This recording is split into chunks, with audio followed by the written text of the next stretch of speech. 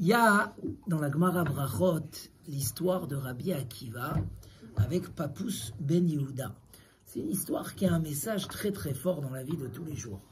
L'histoire était là-bas que les Romains ont décrété que c'est interdit d'enseigner la Torah. Et Rabbi Akiva, malgré tout, à la place d'arrêter d'enseigner la Torah, il a fait l'inverse. Il a commencé à réunir des communautés en public, Makil, Keilot, Barabim, un petit peu comme dans la paracha de cette semaine, quand Paro, il dit à Yocheved et Myriam, Yocheved la mère de Moshe Rabbeinu, Myriam la sœur, les sages-femmes de l'époque, vous allez me tuer les enfants à la naissance. Et eux, Velo Shamou, ils n'ont pas écouté Vatirena mialedot et Elokim, mais ont craint Kadosh Baruchu, Vatechayena et Ailadim. Ils n'ont pas, c'est pas marqué, ils n'ont pas tué les enfants, ils ont fait vivre les enfants. Il dit le Midrash, félicitations sur félicitations. Ils n'ont pas tué les enfants, et ils ont même fait vivre. Si un enfant était malade, il priait à Hachem, il disait, tu dois le sauver. Si une maman était pauvre, il lui a amené à manger. C'est-à-dire qu'ils ont fait l'inverse de la Xéra, et ils se sont reliés à Avraham Avinu, qu'il faisait du chesed. Donc ils ont dit, on va craindre Hachem, mais on va aussi rajouter le chesed de Avraham Avinu. Comme ça, il dit le Midrash. Donc, Parashat Shemot, c'est la paracha de cette semaine. Yocheved et Myriam, elles ont mérité à ça d'avoir un enfant comme Moshe Rabbeinu. L'autre, elle a eu un enfant comme Betzalel, donc ceux qui ont donné la Torah, ceux qui ont construit l'arche. Et elles ont eu la Keuna, Lévia et Malchut. Tous les cadeaux qui peuvent exister de leur descendance parce qu'ils ont fait ça. Mais je reviens à Rabbi Akiva. Est venu Papus ben Yehuda. Et il lui a dit, Rabbi Akiva, c'est pas sérieux. Tu n'as pas peur des Romains qui vont venir et qui vont te tuer. Il lui a dit, Rabbi Akiva, écoute, je vais te raconter une histoire que certainement beaucoup connaissent. Il lui a dit, regarde, c'est comme l'histoire du renard et des poissons. Un jour, le renard est allé au bord de l'eau et il a vu les poissons en train d'être inquiets, de courir. Et il avait très envie de manger un poisson. Donc il a vu qu'ils ont un problème. Il leur a dit, je vais vous résoudre votre problème. Venez habiter avec moi sur terre, comme ce que l'ont fait nos parents ensemble. Les poissons lui ont dit, aïe, aïe, aïe, toi renard, malin, les gens te considèrent quand même sage, intelligent. Donc regardez, il y a ici le paradoxe. Ils lui disent, non, tu es le plus bête. Pourquoi? Parce que si déjà où on vit, on a des soucis, mais au moins on vit. Si on sort de l'eau, à plus forte raison qu'on sera beaucoup plus mal. Il lui dit, Rabbi Akiva, la même chose comme ça. A Torah ichayenu. La Torah, c'est notre vie. Si, en faisant la Torah, on a des difficultés, c'est qu'il y a une xéra du ciel. On ne sera pas mieux si on fuit la Torah. Écoutez bien ce qu'il dit Rabbi Akiva. La parabole, elle n'est pas juste une petite histoire d'enfant. Il lui dit, quand il doit y avoir une épreuve, on l'aura dans tous les cas. La question, c'est où? Alors l'épreuve, où tu l'acceptes ou tu es, mais au moins tu vis, tu as les forces de la surmonter. Alors que si tu fuis, tu dis, bon, pour l'instant je ne peux plus étudier, je ne peux plus faire de mitzvot, je vais fuir ailleurs, alors ça va être pire, parce que l'épreuve ne va pas s'arrêter, mais en plus de ça, tu n'auras pas les forces pour la surmonter. La Gemara finit l'histoire que vraiment ça s'est passé comme ça, et c'est là où je veux dire que le message il est extraordinaire, qu'ils ont attrapé Rabbi Akiva, et ils l'ont mis en prison. Même les anges ont demandé à Kadosh Baruchu, Zu Torah vezu Srara, c'est ça la récompense. Il leur a dit, vous inquiétez pas, 2 minutes après, Hachem, il a fait sortir une voix céleste qui dit, Ashrecha Rabbi Akiva she'ata mezuman lechaye ha'olam haba. Et il a dit aux anges, la voix, elle a dit, heureux tu es Rabbi Akiva, que tu es invité au olam haba. Et il a dit aux anges, ne vous inquiétez pas, Chelkam b'chaim, Rabbi Akiva, c'était un des 10 martyrs, c'était les 10 tzadikim qui devaient réparer la faute de la vente de Yosef Hatzadik. Donc la Xéra, elle était là. Si Rabbi Akiva avait arrêté d'étudier, qu'est-ce qui se serait passé? Écoutez la fin de l'histoire. Papus ben Yehuda s'est fait attraper en même temps et ils se sont rencontrés en prison. Mais il ne s'est pas fait attraper sur un contrôle fiscal ou sur un problème, une hernie fiscale, comme ils ont dit. Alors, il lui a dit, qu'est-ce que tu fais là? Il lui a dit, Papus, aïe, aïe, aïe, Ashrecha Rabbi Akiva. Tu as de la chance, Shenit Pastal, livré Torah. Tu as été attrapé, mais tu as été attrapé avec du mérite. Tu étais en train d'enseigner la Torah. Chaque chose qu'on t'a fait, chaque douleur qu'on t'a fait, c'était pour la Torah. Tu as un mérite énorme. Oilo les Papus ben Yehuda, Shenit Pasal Dvarim Betelim. Moi, je suis malheureux parce que j'ai été attrapé, mais sur quoi? Sur des bêtises. Donc, j'ai pas de mérite. En fait, la suite, c'est ce qui s'est passé, c'est ce que Rabbi Akiva lui avait dit d'avance. Il lui avait dit dans la vie, on a des épreuves. Comme a dit un Rav la semaine dernière, quand tu fais une bonne affaire, et d'un coup tu as une épreuve, tu as acheté un bel appartement et une galère. On me dit, ah, j'ai pas de bracha, j'ai pas de bracha. Pas du tout, ça n'a rien à voir. Ta bracha, tu l'as eu, tu as acheté l'appartement. Le client, tu l'as eu. Maintenant que ça a mal tourné, c'est une épreuve. C'est pas lié. Tes épreuves, tu dois les surmonter. Quand on apprend à diviser comme ça, on sait dire merci pour le cadeau. Pour certains, ils vont dire aussi merci pour l'épreuve. Ou ils vont avoir une difficulté à le dire. Mais au moins, l'homme, il n'est pas tout le temps dans la tristesse à dire ça va pas, ça va pas, ça va pas, ça va pas. Non, bon, Hachem, ça va. Les épreuves, on doit les avoir. Mais heureux est celui que ses épreuves, il est quand il est dans l'eau. Le poisson, quand il est dans l'eau, il doit faire des manœuvres pour fuir l'épreuve, mais il est dans son élément, et quelques minutes après, il prend l'oxygène, et il se sent bien, etc. Il y a même pourquoi Yaakov Avinu, il a béni ses enfants à Malach, à Goël, Oti, Veidgou larov bekerev haaretz. Pourquoi il les a bénis comme des poissons? Parce que le poisson, quand il y a une goutte d'eau qui tombe à l'extérieur, il va la récupérer. Alors qu'il est dans l'eau. Il dit le Midrash, la même chose, les Bnei Israël, quand il y a un cours qui arrive, voilà, on organise un petit cours, ah mais j'étudie déjà le matin et le mercredi soir, etc. Il y a une goutte, on va la chercher. C'est-à-dire qu'on a compris que parinque, il ne faut pas fuir quand il y a une épreuve. Au contraire, il faut aller chercher des opportunités supplémentaires. Quand les deux ils se sont retrouvés, il y a un qui était dans l'eau, un qui n'était pas dans l'eau. Et ce n'est pas la même chose. L'épreuve n'est pas la même. Et surtout, le mérite n'est pas le même. Et là, Rabota, une réflexion pour tout ce qu'on fait dans la vie. Si je commence par Shalom Bayit, combien de fois les gens, quand ça ne va pas, ils claquent la porte, ils s'en vont. Mais l'affaire qui pouvait se terminer en 2 minutes, elle devient une affaire familiale. Et pour la remettre en place, Hashem Yirachem Aleinu Ve'al Kol Israël. Alors que si on disait, tant que je suis chez moi à la maison, c'est dur, je vais trouver la solution chez moi. Combien de fois dans la vie, avec les enfants aussi, les gens ils ont des épreuves. Qu'est-ce qu'ils vont? Il y a la solution, ou la fuite, ou l'investissement. Qu'est-ce qu'il faut choisir? Quand un gars il me dit, ah c'est trop dur d'amener les enfants à l'école juive, j'ai une école en face de moi, ça y est, je les ai fait sortir de l'école juive. Est-ce qu'il a résolu le problème? Ou il a empiré le problème? En fait, il a voulu trouver la solution du renard. On va sortir, le renard va s'occuper de moi, et je serai tranquille. Non, il n'y a pas pire que ça. Savoir que dans la vie, tu t'es disputé avec quelqu'un, il t'a vexé. C'est très dur, c'est très grave. Quand on est vexé, comme il dit le Messiat Yesharim, on est très sensible à ce qu'on nous dit, aux vexations. L'honneur, c'est quelque chose de très sensible chez l'homme. Mais on a 2 solutions. Ou tout de suite, allez, paf, le message, machin, réagir sur le champ quand on est encore bouillant. Et là, une affaire que des fois on ne peut pas faire marche arrière, surtout si c'est avec la belle-mère. Alors elle va te le rappeler 40 ans après. Et il y a la solution de dire, je vais me taire, je vais réfléchir, c'est dur, je vais trouver une solution interne. Peut-être qu'il faut résoudre quelque chose. On va le faire. Comme il dit le Nachmanide, on n'a pas... Non, pas le Nachmanide.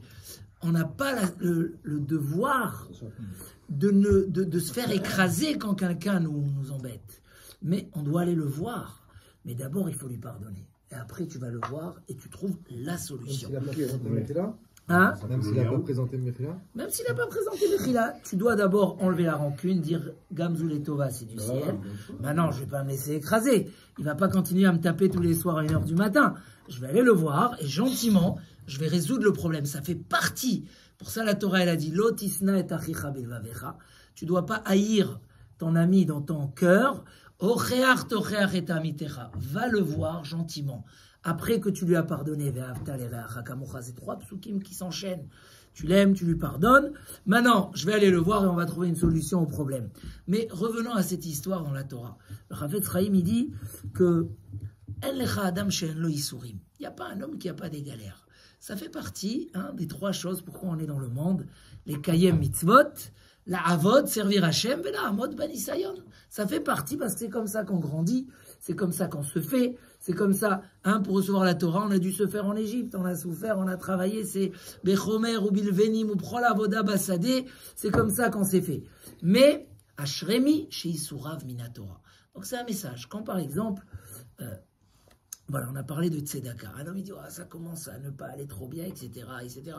Alors il dit, je ferme les tuyaux. Non, tu fermes les tuyaux, c'est l'idée du renard.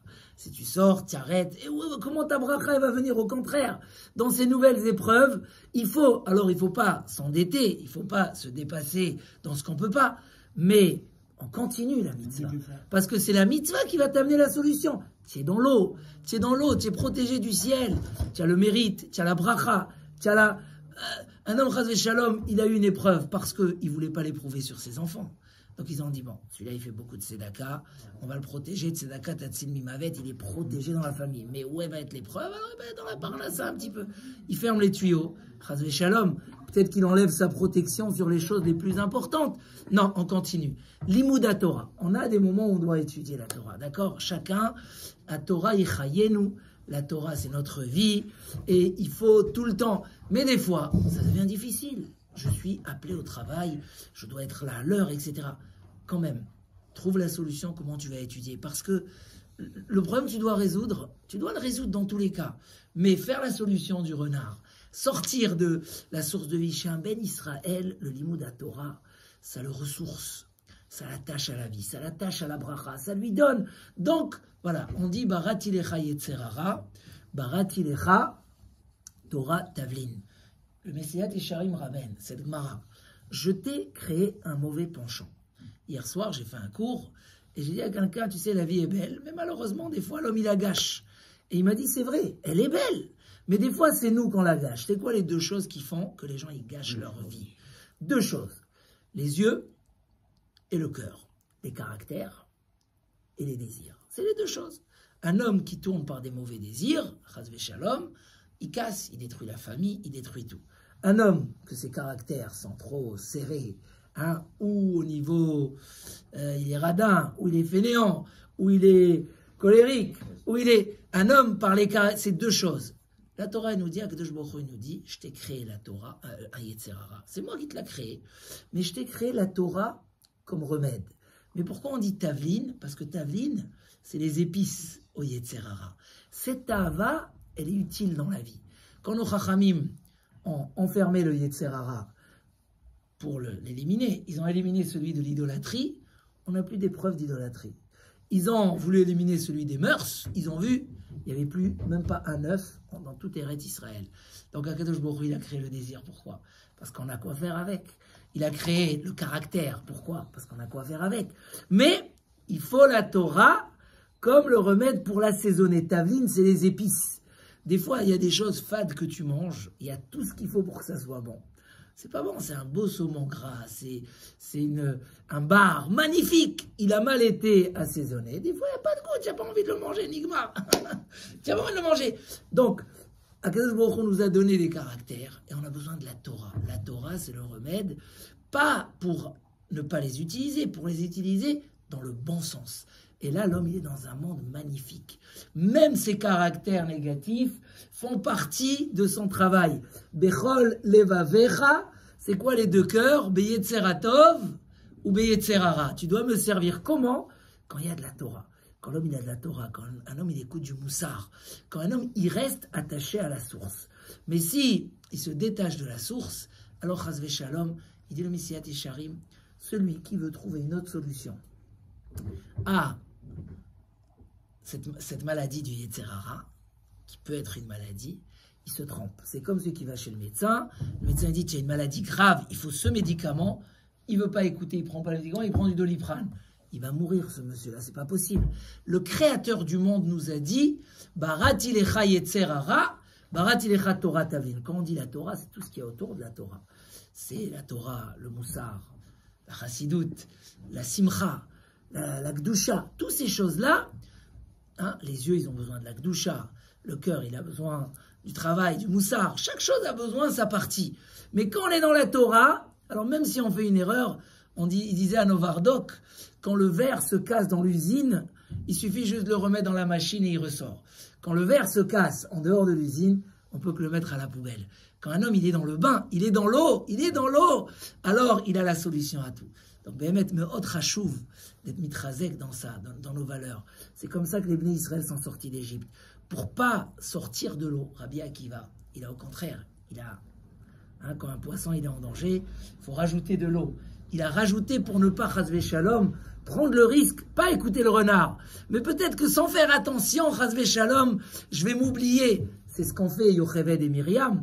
Elle aussi, quand il leur a dit tuer les enfants, ils n'ont pas voulu chasvé shalom que peut-être dans leur subconscient, il y aura un jour où ils vont maltraiter un enfant qui va naître. Alors au contraire, ils sont allés à l'encontre parce qu'ils étaient dans ce bain. Alors comme on a dit, on va, première partie du cours, mais autre achouve, que chacun renforce son désir d'étude. Chacun, il y a une partie d'étude qu'on fait le matin dans son cours fixe, et il y a tous les soirs, comme il dit Rabbeinu Yona, quand on arrive à la maison. Celui qui est sage. Et il le dit plus pour les femmes que pour les hommes. Une femme qui est sage, quand son mari revient à la maison, quelle est la sagesse de lui donner un petit laps de temps et un petit coin à la maison avec la petite bibliothèque pour qu'il se ressource, parce qu'avec ça, il acquit son bonheur de vie et son éternité. Ça veut dire que si on a cette chokhmah-là, de toujours rester dans le bain, toujours, et si on voit des fois, comme il dit le Midrash, si tu vois que le puits s'est vidé d'eau et qu'il se remplit des serpents, s'il n'y a pas de l'eau dans le puits, qu'est-ce qu'il y a? Il y a des serpents. Si tu vois que tes pensées vont, comme ça écrit le Rambam, En marchevet arayot, mitgaberet belibo shel adam. Quand un homme il commence à penser des mœurs, il a commencé. C'est quand son cœur s'est vidé de la chokhmah. Comme ça écrit le Rambam. Alors c'est quoi la solution? Qu'il aille tout de suite. Tu sens qu'il y a un vide qui s'est installé. Tu sens que tu t'énerves beaucoup à la maison. Tu sens, vas-y dans le Beth Midrash. Il dit Rav Israël Salanter, il y a le Beth Midrash général. Ton étude quotidienne, renforce-la et tu verras. Les pensées, ils vont dégager, normal. Mais il y a aussi le Beth Midrash qui correspond à chaque chose. Il y a le Beth Midrash de la colère, il y a le Beth Midrash de la tristesse, il y a le Beth Midrash. Il y a les livres pour ça, il y a les rabbanim pour ça. Alors, Bezrat Hashem, restant toujours et toujours se dire, je ferme pas les tuyaux, je me sauve pas. Je sais que l'épreuve doit être, parce que ça fait partie de mon travail, je vais trouver la solution dans l'eau pour échapper au filet. Et comme ça, Bezrat Hashem, pas que le Yetzer Hara ne va pas me casser, mais au contraire, c'est moi qui va le prendre et je vais l'aider à je vais l'amener à ce qui m'aide à grandir et à réussir. Voilà, Chazak, Chazak, Onet Chazek, Shabbat Shalom, Mevorach.